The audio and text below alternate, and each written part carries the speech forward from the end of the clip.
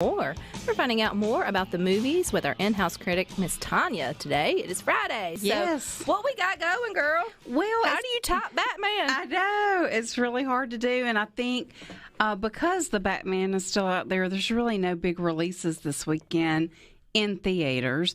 There is a couple of new ones streaming, though. The one that I got to watch this week is called The Adam Project, and it's streaming on Netflix with Ryan Reynolds and Mark Ruffalo, Jennifer Gardner. Oh, it is so good. I really enjoyed it. It is PG-13, and I was thinking I have a 12-year-old, or I'm sorry, he's 13. I keep forgetting. He'll be 12 in your head forever. But there were a couple of parts that I think I would feel uncomfortable watching with him. But other than that, I think it's a great movie. I think kids will enjoy it. And this is the one where Reynolds goes back to meet his younger self, right? It does. And I felt like the special effects are incredible. I mean, I thought they rivaled some of the stuff we see in Star Wars. They even have their own kind of lightsaber. And Catherine Keener's in it, and she even wears kind of a Darth Vader-ish cape in some of the scenes. So, I just was very impressed with this for a straight to, video release, if you will, straight to streaming now. But yeah, so it's Ryan Reynolds, and he's, in his early 40s, and his father is sort of a pioneer of time travel. And so he is in a time travel program and somehow lands back to his 12-year-old self, or the time when he was 12 years old. And he gets injured during the landing. He's kind of on he's gone rogue. And so he's on the run, and he's got to find his 12-year-old self to try to change the course of the future. But, I was thinking back to the movie Frequency with Dennis Quaid. That was like a really sweet time travel father-son kind of thing. And this one, you get that. You get the father-son. You get the mother-son. Because he, as a 12-year-old, his father has just passed away, and under mysterious circumstances. And he and his mom are just in a really hard place, of course. She's really sad, and he's just a real jerk to her. And as he grows up, he understands, and he gets the chance to go back and talk to his mother and talk to his 12-year-old self and say, look, don't be a jerk. Your mother loves you. She's doing her best. She's grieving. And, so it was just so sweet. And I thought the chemistry between the adult, his name is Adam, the adult Adam, played by Ryan Reynolds, and Jennifer Gardner, was great. Mark Ruffalo plays his dad. The chemistry between them was great.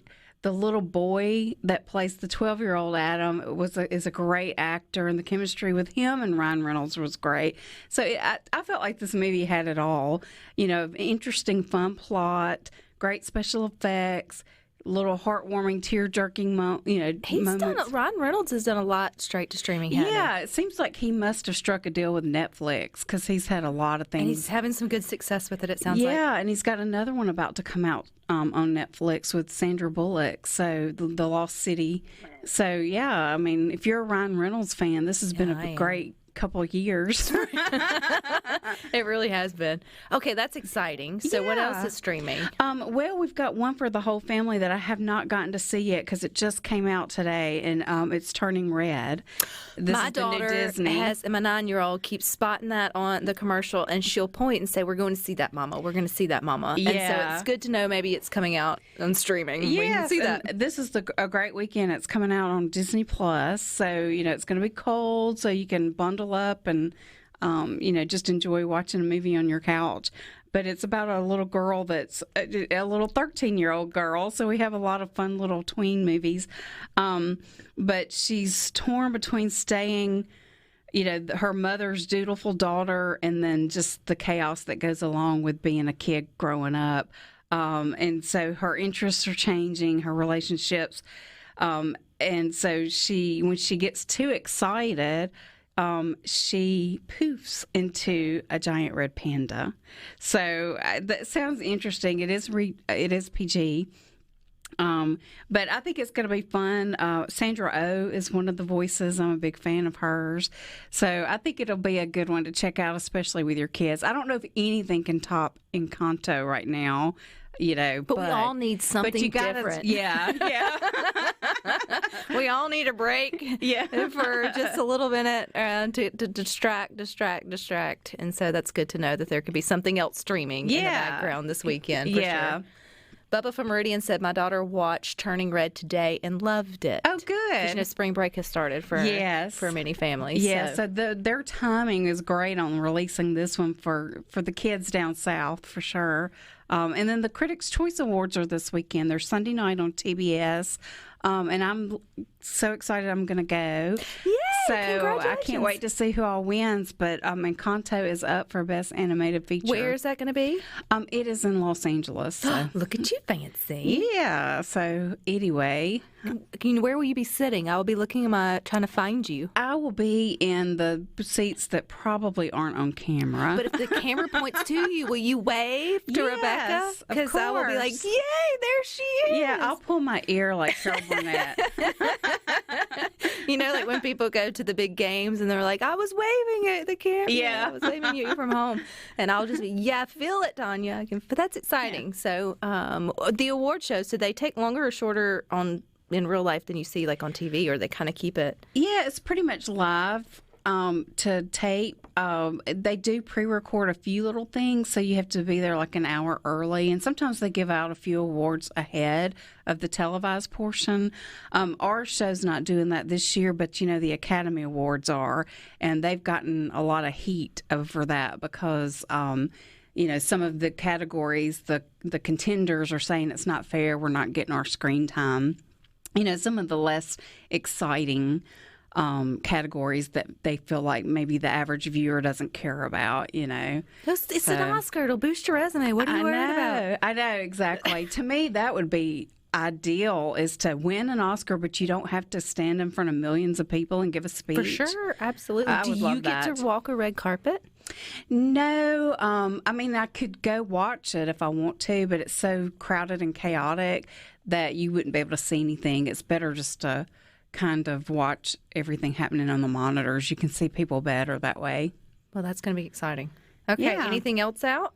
Are we packing up and getting ready? There is one more movie, but it's limited release, and it's called The Exorcism. I can't even say this because it bothers me, but it's The Exorcism of God. And anyway, it's a rated R horror movie out this weekend. Yeah. We would prefer you to see Turning Red. Yeah, definitely. That's my pick. That's going to be my pick. Okay, I'm curious now. You're headed all the way to Los Angeles for the Critics' Choice Awards on Sunday night, Tanya. Do you know the weather there? Because on Sunday here, we're not going to be very happy with you. I know. Well, as of today, it's low 70s, which is perfect. I felt like that was a little jab with the way you delivered that. Well, the last time I got to go, which has been several years now because of COVID, it was raining and cold the whole time, and everybody kept saying it never rains here. So we got you get your payback. Yeah, there. Hopefully. Well, we'll all be snug as a bug in the rug watching you on Sunday night, because it's supposed to be pretty daggum chilly here in Mississippi. Talking about snow and everything else. That's crazy. Which is absolutely crazy, but that makes it perfect, like movie watching weather. So if you haven't been out to see Batman or some of the others in theater, this weekend would be the weekend to go. It is, and now all the theaters are so plush, and they've got heated seats now, so you can really get comfortable. All right, Sunday night, what's the one you're waiting for? I'm really excited to see Best Picture, who's going to win. I'm kind of rooting for Belfast. I loved all the contenders, but that one I thought had a lot of charm to it. I wouldn't even know how to select that, because you were able to help choose those, right? Yeah, so I got to watch all of them. So, or everything that got nominated. plus some. There's some that I enjoyed that didn't get a nomination. Do you ever feel like you need to walk up to those actors, actresses, or directors and be like, I totally voted for you. They got it wrong. Yeah.